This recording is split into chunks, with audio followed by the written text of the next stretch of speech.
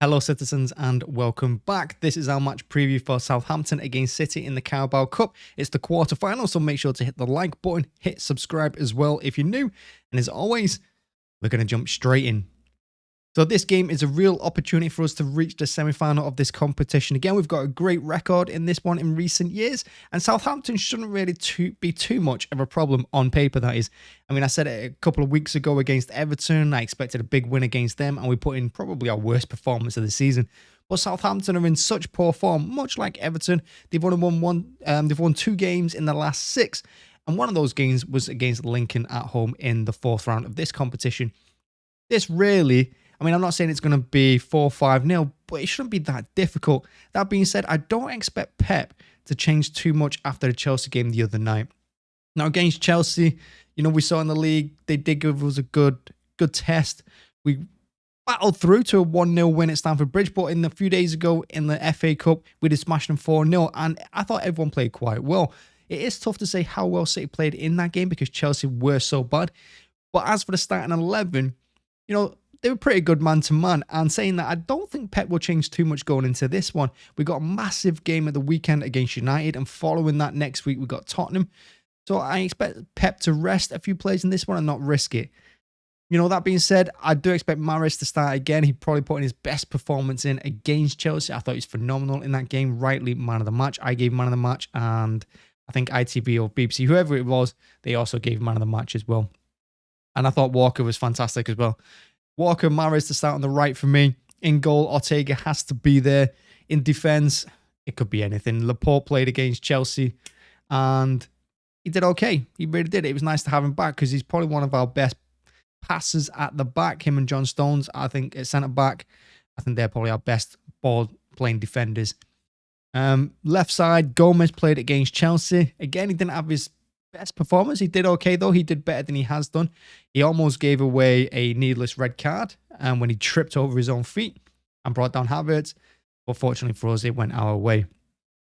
Going into midfield, I think Rodri needs to be rested in this one. We saw against Chelsea, and I've seen a couple of times this season, particularly since the World Cup, he's getting a little bit riled up a bit too easy. He did the same thing in the Everton game. He's lashing out a little bit. He's getting needlessly yellow carded. Players are kicking him. I have noticed people are leaving a foot in on him, and it's winding him up a little bit. And plus, he could do with the rest, I think. We don't need to play him 90 minutes in every single game. That's what we bought Phillips for. And with Phillips fit enough to play now, I think it's time he starts a game. And I think he could do with the minutes as well because he looks rusty as anything on the ball. He gave away a couple of needless passes away to Chelsea the other day.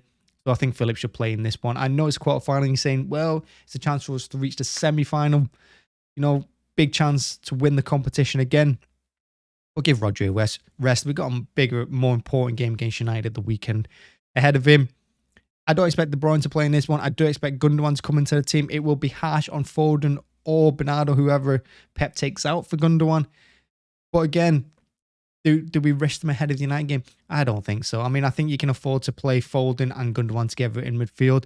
I think that'd be a fine lineup and give Bernardo a rest. Ahead of them, like I said, Mahrez has to start on the right, putting his best performance against Chelsea. Is he back in form?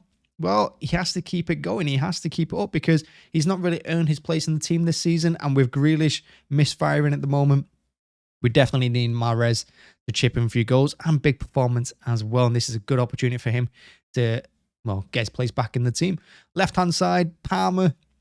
Whether Pep puts him in or not, I don't know. I will say about Palmer is that, I said it a year ago, I don't really see everyone going mad about him and bigging him up as this huge talent for us and stuff.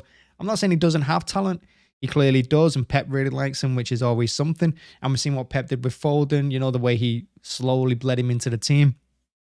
But for me, Palmer, and I can't be saying one thing for one player and for another player. Mahrez, I said a few weeks ago, he wasn't earning his place. I don't think Palmer's earning his place. When he starts, I don't think he puts in great performances. I really don't. And, of course, he prefers to play on the right than the left, but he's still got to put in that shift. He's still got to make it count. And he had a perfect opportunity against Chelsea to cut the ball back against Foden or even get a shot on target or do something with it. And he made the opportunity go and wasted. So for me, Palmer, I don't think he starts in this one. I think possibly Grealish comes back in. He was ill against Chelsea. Grealish and Mahrez on the wings.